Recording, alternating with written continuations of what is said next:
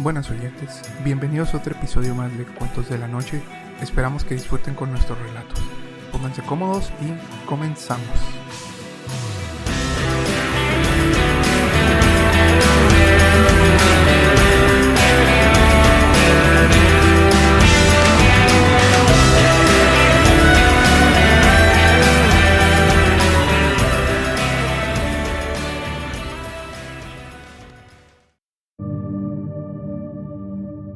Buenas, y bienvenidos a otro episodio más de su podcast favorito, Cuentos de la Noche.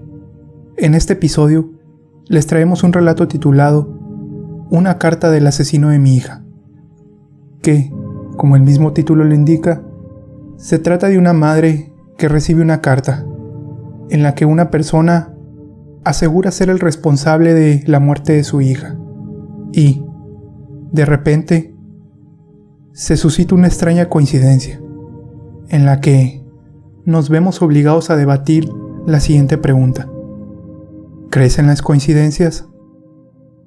Y sin más, pues aquí los dejamos con el relato. Ojalá les guste.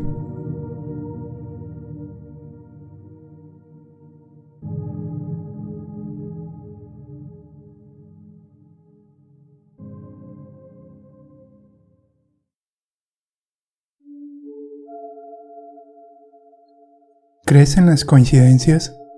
Parece una pregunta extraña, ¿no? Yo tampoco lo he considerado mucho hasta ahora. Hay varias cosas que debo explicar. Ayer se cumplió un año desde que mi hija desapareció. Nunca hubo ninguna nota para el rescate. No se descubrieron los restos y ni siquiera hubo una pizca de evidencia para respaldar las teorías estándares de secuestro u otro acto criminal. Aparte de su ausencia misma, toda la situación se veía impresionantemente limpia. A solo 14 años de edad, había desaparecido sin dejar rastro. Su nombre era Emily. Ahora puedo utilizar ese funesto "era" con seguridad. Es una bendición agria, una que acarrea un costo enorme para todos nosotros. Cuando Emily desapareció, nos dejó a todos en un estado de ansiedad perpetua, el limbo monstruoso de la incertidumbre. Cada llamada telefónica era una aguja presionada contra nuestra piel, y cada reportaje que se transmitía sobre esa pobre chica que permanecía desaparecida y se presumía muerta, se sentía como sofocar nuestras gargantas con agua hirviendo. El no saber, esa es la tortura real. Hasta ayer, en verdad lo creía. Hasta ayer, cuando recibí un correo de un remitente que no conocía. Un correo que declaraba contener la verdad de lo que le pasó a Emily aquel terrible día. Lo siguiente es el contenido del correo. D. Lo siento123@hotmail.com. Asunto: una disculpa por lo que he hecho. Hola, señor Stanfield. No le diré mi nombre. Eso no es importante aún. Lo que importa es lo que he hecho, y lo mucho que me arrepiento por haberlo hecho. Seré breve y honesto. Emily está muerta. Yo la maté. Me encantaría decirle que fue rápido y piadoso, pero no fue ninguno. Murió lenta y terriblemente. Imagino que mi gozo inicial del suceso no servirá como ningún tipo de consuelo. Amé a Emily por mucho tiempo de una manera a la que podríamos referirnos como inapropiada. La parte más difícil era saber que ella nunca podría corresponderme. Al menos no de la misma forma en la que yo lo hacía, aunque no por falta de intentarlo.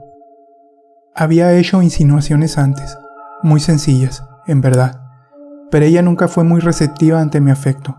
Sentía asco hacia mí, y eso me hacía sentir pequeño y enojado, aunque puedo estar agradecido por el hecho de que nunca le contó nada a usted. Supongo que habría sido poderosamente embarazoso para ella si ustedes lo sabían. ¿Sabe lo difícil que es lidiar con una fantasía, señor Stanfield? He tenido sueños tan desagradables sobre Emily, y sé que son desagradables, pero no puedo evitar encontrarlos excitantes. Me he preguntado muchas veces a lo largo del último año si fue la frialdad del asunto lo que lo hacía tan apasionante. Cuando lo único que tienes es una fantasía que consideras como inalcanzable, pasas mucho tiempo afinándola, como un escultor tallando una estatua, esperando hallar la perfección escondida en el granito. No importa cuántas veces aflojes las válvulas secretamente con tus manos. Eso solo apagará la fantasía, pero no la destruirá. No la puedes destruir. Solo obtiene otro componente. Quizás son otros 15 minutos de tortura. Otro grito. Quizás es una herramienta diferente que se añade a la caja. Para cuando la fantasía ha llegado a su punto de ebullición, es muy compleja como para ser satisfactoria si solo se mantiene en la forma de un juego de pensamientos. Tienes que convertirla en carne. Cálida y gratificante carne. Y lo hice, señor Stanfield. En verdad lo hice. Debo ser honesto. No fue tanto sobre querer vivir la fantasía. Fue sobre querer saber si tenía en mí la voluntad de llevarla a cabo. No había dignidad en sacar placer de conjeturas violentas. Pero sí lo había en poder decir que tuve el coraje para hacer la única cosa que le podría dar propósito a mi vida. Y hoy, hace un año, demostré que sí tenía el coraje. Mis pequeñas indiscreciones estaban en el pasado. Fui paciente, como un cocodrilo, y jugué el juego largo. Hice que Emily confiara en mí de nuevo con el paso del tiempo. Dejé que se sintiera cómoda cerca de mí, que bajara su guardia. Iba caminando hacia la escuela cuando al fin tomé la oportunidad para hacer mi jugada. Había seleccionado de antemano una cabaña malgastada en el bosque. Preparé unos grilletes e incluso encendí unas cuantas velas para efectos románticos, aunque admito que más para mí que para ella. Emily estaba ansiosa al comienzo, pero logré convencerla a que visitara la pequeña cabaña conmigo. Detrás de nosotros, la puerta ya había sido cerrada con seguro antes de que ella viera la pistola que yo sostenía. Pero cuando lo hizo, se portó bien y no gritó. Debo decir que estaba un poco decepcionado por eso. No soy un pornógrafo, así que no seré atroz con los detalles de lo que hice. Estoy consciente de que fue perverso, pero poco importa el viento cuando eres un huracán. Toda mi vida fue perversión, oculta y encerrada. Emily fue el canal de esa perversión. Una parte de mí piensa que solo llegué a amarla porque era conveniente, porque era accesible. Usé un martillo, un cuchillo, un par de pinzas y un taladro mecánico. Fue más desordenado de lo que esperaba. Tanta sangre y tanto de lo demás. En total, pasaron horas hasta que al fin murió, lo cual admiro, pues nunca me dejó divertirme. Emily fue una chica fuerte. Debería estar orgullosa de ella, señor Stanfield. Para resguardar mi propio orgullo, me gustaría decir que no la violé antes de que muriera. No me pude forzar a cruzar esa barrera, sabiendo que sus ojos estarían en mí mientras sucedía. Ese pensamiento me disgustaba. Murió, hasta donde sé, virgen. Una vez que había terminado con ella por completo, y la euforia de todo ya se había pasado, surgió en mí la realización de lo terrible que fue eso que hice. Mi placer se tornó en repugnancia, y toda la dulzura que estaba dentro de mí mientras la mataba se sintió amargada. Me di cuenta de que no estaba destinado a ser un asesino, que eso no encajaba conmigo, que, más allá del placer temporal del acto, el pensamiento de tomar la vida de alguien me indignaba. Fui un soñador que cometió un terrible pero terrible error, uno que le costó la vida a una joven prometedora. Si había un plan mayor del que todos somos parte, podía sentir que lo que había hecho fue un desvío de la ley natural. Estaba decepcionado por mis acciones y de mí mismo. Ese pequeño experimento me había reventado la cara por completo. No tenía la habilidad para sobrellevarlo. Una vez que había superado la ola inicial de miedo y pánico, corté el cuerpo de Emily en pedazos pequeños que eran fáciles de cargar. Tomé todos los pedazos, envueltos en tela, y los quemé en el bosque utilizando combustible. Luego de eso, enterré el lote de huesos achicharrados y cenizas, deseando que pudiese simplemente olvidarme de todo. Matar a Emily y hacer las cosas que le hice a su cuerpo no fueron actos de coraje. He comprendido esto a lo largo del último año. Fueron actos de obsesión y cobardía, de una persona que no es lo suficientemente fuerte como para superar sus impulsos más oscuros. He estado invadido por la culpa, envuelto en recordatorios de la vida que he tomado y que nunca podré devolver. Es por eso que he decidido hacerlo más cortés e informarle que tomaré otra vida, la mía. Lo único que podré llegar a ser es un peligro para las personas que me rodean. Una bomba de tiempo destinada a estallar y herir a otro inocente.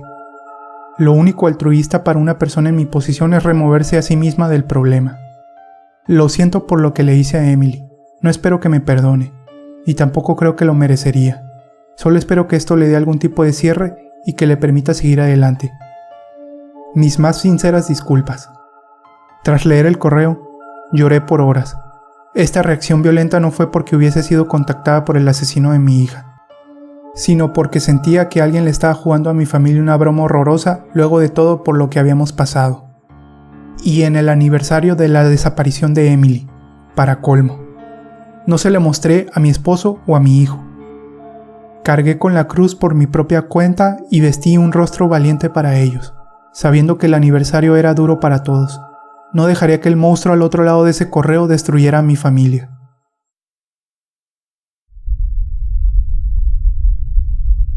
Pero esta mañana escuché un disparo sonoro desde la habitación de Joseph, mi hijo. Para cuando mi esposo y yo forzamos la puerta, era muy tarde. De alguna forma, había conseguido un arma y se disparó en la frente. Así que, con esto en mente, te lo preguntaré de nuevo. ¿Crees en las coincidencias?